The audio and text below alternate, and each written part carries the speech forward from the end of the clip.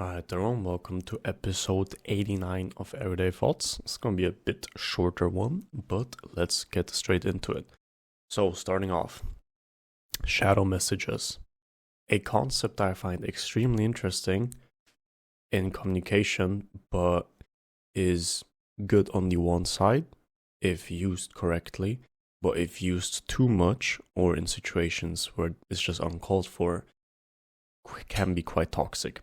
So what even is a shadow message? So a shadow message is basically you implying a behavior that you're not satisfied with of the other person. So for example, you're eating dinner together with somebody, a friend or whatever, and you see the other person is on their phone and not really present in the moment. So instead of straight up calling out the behavior through a shadow message, you imply that, oh wait, that has to be extremely important what you're doing right now. And most of the time they will think to themselves, well, it's actually not that important, and they will come back to presence. But the issue with this, if you do this too much or in longer lasting relationships, is that you always only imply what you want and you never say out loud your true intentions and what you actually feel.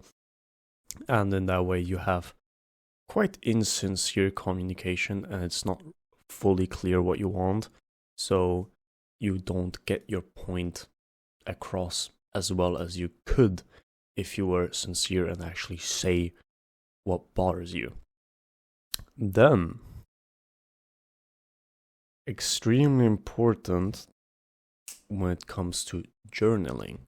So a lot of times this used to be me as well when I was journaling, or still am, and it basically is not knowing what to write down, so that way you don't even start journaling and you may even skip it.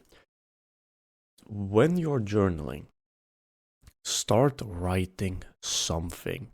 Don't think about writing something, but just start writing something, and there will be so many thoughts just piled up that you didn't even know about that will just get on, and you will find yourself actually writing down a shit ton that if you just simply thought about writing something down before writing something down, instead of just starting off writing, you would never have gone.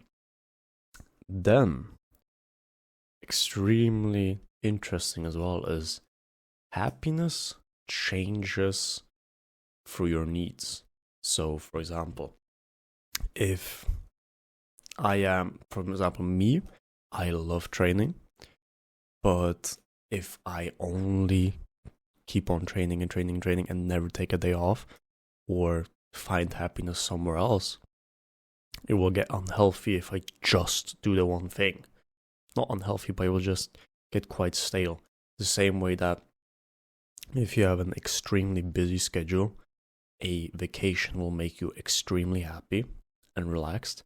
But at the same time, if you're just living in that vacation mode, I'd say it, for too long, then you will most likely find meaning in work again and find happiness in work.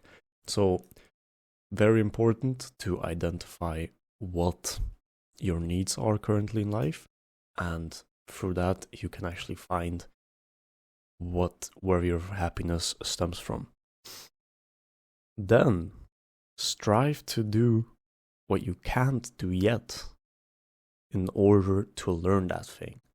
So this is especially important and vital when it comes to learning in general. This is especially when, for example, when I play piano, I'm not that good, but when I'm learning something, the fastest way I learn is if I do the things that I can't do well. So if I can already play a piece well, I'm not gonna get that much better if I just play the parts that I can do well, or if I'm learning a piece.